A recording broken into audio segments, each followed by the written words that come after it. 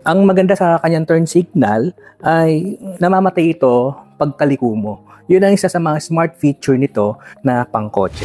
Ka-EV, welcome back to EV Channel PH, the first pure electric mobility channel dito sa Pilipinas. And today, we're featuring this powerful electric scooter. Mukha siyang maamo, di ba? Mukha siyang mabait. Pero, halimaw sa performance. Again, built for speed,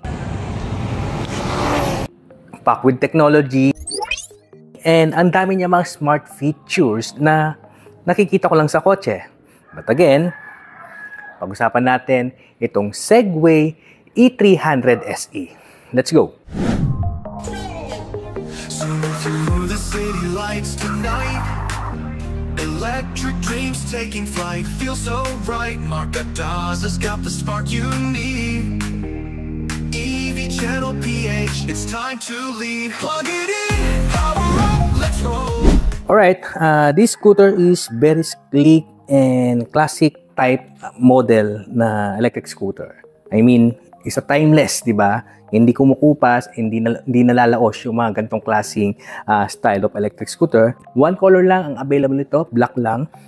As you can see, ito, meron siyang Segway logo na alam mong premium, di ba? Dito sa kanyang headlight ka-EV, naka-smart LED matrix headlight system na.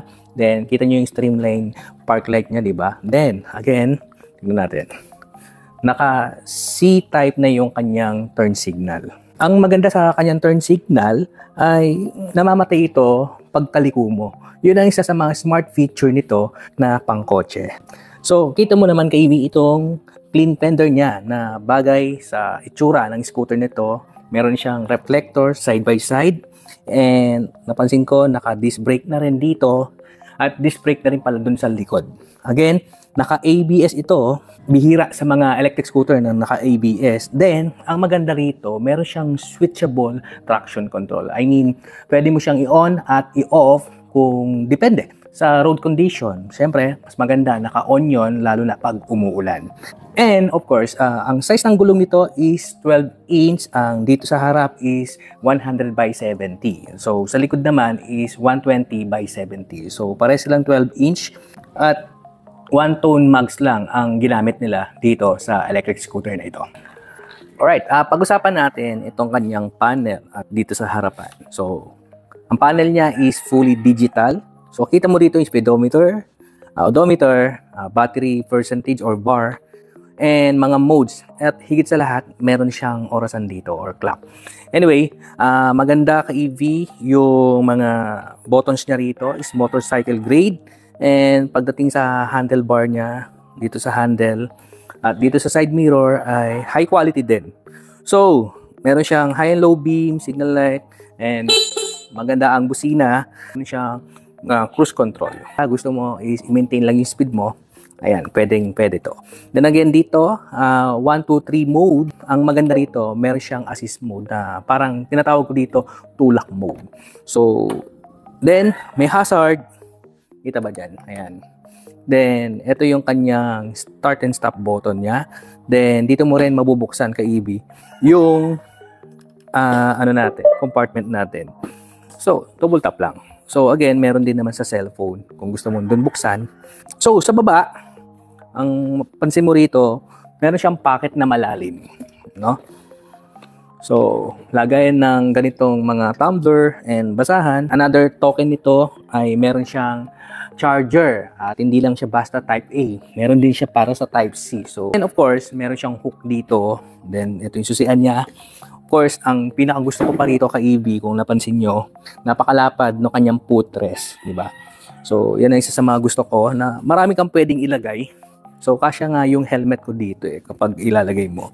Anyway, itong kanyang step nut para sa back ride natin is foldable. So, maganda. Pag binaba mong ganyan, ka-EV, automatic na detect ng ating electric scooter na nakapark siya. So, hindi mo siya mapapaandar. Again, sa ibang mga motor, meron na rin naman ganito. Of course, ang ganda ng kanyang upuan. So, pag kinapa mo to at pinisilpisid mo, alam mong premium tong upuan niya. So, hindi siya yung basta leather lang, no?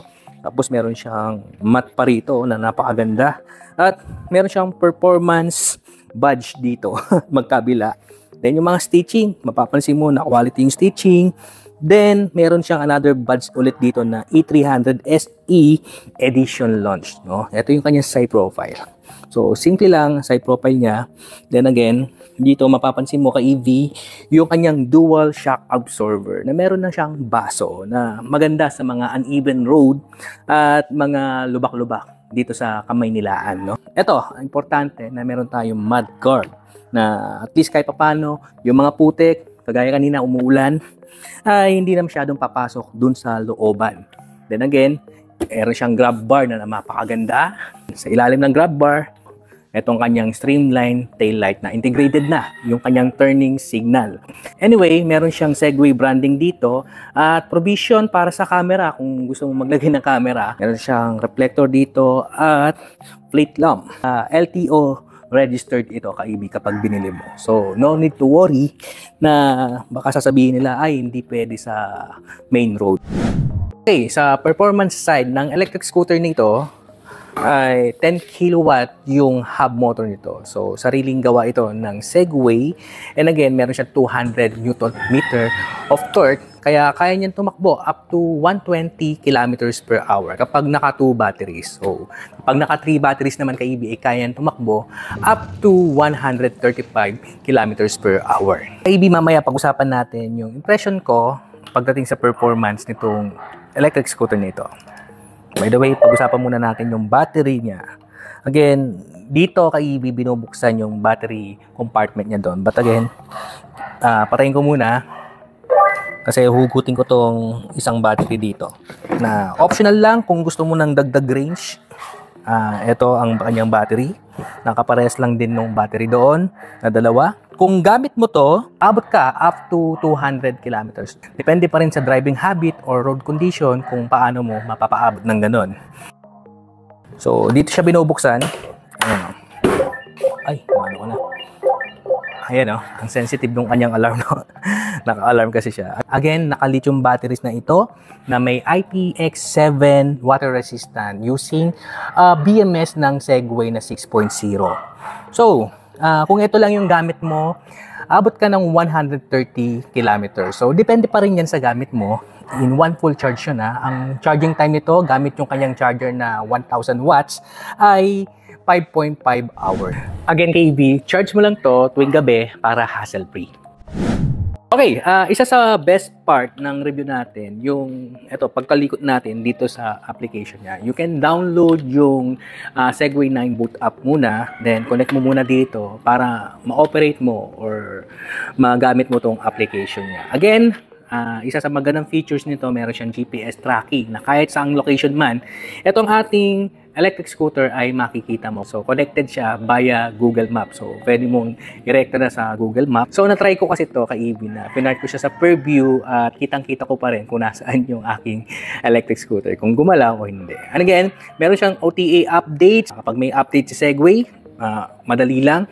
And ito yung mga smart features na nakita ko dito. Of course, naka-auto park ito once na naka-brake ka ng 3 seconds. So, mag-auto park siya. And ang maganda rito kapag paakyat or palusong yung kalsada ay hindi ka na mangangalay na nakadiin ka rito sa kanyang preno. Meron siyang speed lock control. So again, kung nagpapahiram ka o pinahiram mo itong ating Segway, ayan, at medyo alanganin ka, you can set the top speed nitong Segway na to. So, hindi siya makakapag-walwal mode doon. Again, ayan, meron siyang throttle calibration. Tapos, yung streamline taillight niya doon sa likod, dito mo rin pwedeng i-on at i-off. Pati yung kanyang direction indicator or yung turning signal, pwede mong i-turn off dito or on. Then, automatic headlight nga pala. And pagdating sa volume and sound effects, KB dito, ay pwede mong i-turn off or i-adjust. Kung hinahanap mo tong ating electric scooter, maraming kamukha or di mo makita, ayan, i-honk and flash mo siya para at least mag-ingay, mag-alarm at nagbi-blink yung kanyang lights. And again, isa pa sa magandang features na nakita ko dito sa app niya ay you can visit yung kanyang trip history. So, hindi mo na kailangan i-reset yung trip meter mo. Doon sa trip history, makikita mo doon, kaibi, kung nakailang kilometers at kung ilang kilowatt yung nagamit mo. Hindi ko na binanggit lahat. Ang pinakita ko lang dito yung mga highlight lang ng application na ito. So, kung gusto mong scroll at gusto mong kalikutin pa ito, bumili ka na nito. So, pag-usapan natin yung multiple access natin dito sa electric scooter nito. Of course, first, ito yung dati, yung regular key, remote. Then, kapag hawak mo tong phone at naka-turn on yung kanyang air lock niya, ay andyan lang, sa bulsa lang. Ayan, tulad yan, naka-off. Ayan, you can easily turn on. And again, paano naman kung naiwan mo sa bahay yung key at yung remote? And nalobat yung phone mo. Let's say yan, pwede mo pa rin itong ma-access kasi meron siyang passcode kahit papano na kahit na maiwanan mo, basta alam mo yung passcode nito ay may access ka pa rin at may uwi mo pa rin itong electric scooter nito. Sa mga nagtatanong kung kasya ba yung helmet dito, yes, of course. Basta tanggalin mo lang yung kanyang battery na nakalagay dito. Ayan, kasyang-kasya, maluwag pa. At pwede ka pang maglagay ng ibang mga item dito sa gilid ng ating helmet. Pag-usapan natin yung driving impression ko. So sobrang dami niyan technology na pangkotse. Gustong-gusto ko yung pagliko mo, nag-auto off na yung kanya signal light. Then, of course, meron siyang cruise control na madalas kong gamitin. And yung footrest na napakaluwag, anything na pwede mong ilagay dito sa footrest mo, pwede. So, sa driving experience ko, pagdating sa traffic, tama lang din naman kasi yung size niya, no? Yung seat height niya. Kasi 5'6" ako, hindi ako masyadong nangangalay. So, madali din itong isingit-singit kasi hindi naman ganun kalaki. Pagdating naman sa motor na 10 kilowatt, na hataw kung hataw to, ayan, meron naman siyang 3 mode para sa ride mo. So, kung gusto mo ng pang daily commutes lang, mag-1 ka. Kung gusto mo naman ng meron power, kahit papano, na pwede mo magamit sa city, ayan, number 2. At kung gusto mo ba ng sports mode na yung naangkas mo or ikaw mismo kahit wala ang angkas ay parang maiiwan ka rin, ay mag number 3 ka. So dito na tayo sa pinaka-importanting part ng ating review. So ang presyo nito, ka-EV. Ayan, the price is 279,000 pesos. Kung cash mong bibili nito, ay may less discount ka na 10,000 pesos. At kung gusto mo ng installment plan, ay 12 months, 8% interest. Again, kung gusto mo ng stylish, sleek, at modern, timeless na electric scooter, at hatak ng isang big bike, this one is for you. Again, pag-usapan natin ito sa ating comment section. If you like this video, paki-like naman at paki-subscribe at follow nyo rin yung ating mga accounts sa YouTube, TikTok, and Facebook page. Again, I'm Mart from Electric Vehicle Channel PH. Stay charged! Drive electric! EV Channel PH, it's time to lead. Plug it in.